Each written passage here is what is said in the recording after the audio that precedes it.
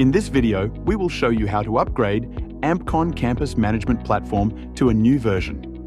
This upgrade example demonstrates upgrading AmpCon-Campus from version 2.1.0 to 2.1.1. To upgrade AmpCon-Campus, you need to download the new AmpCon-Campus package, run the upgrade command, and log into the UI to confirm the upgrade. Before the upgrade, you need to check the current version of AmpCon-Campus Management Platform.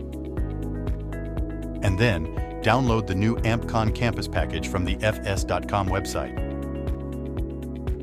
After finishing the download, go to the package directory and run the upgrade command above. Wait for the upgrade process to complete.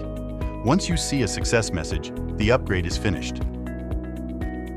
Now log into the AmpCon-Campus UI to see whether the server is upgraded to the new version. You can visit fs.com to get more information about Ansible playbooks and AmpCon-Campus Management Platform.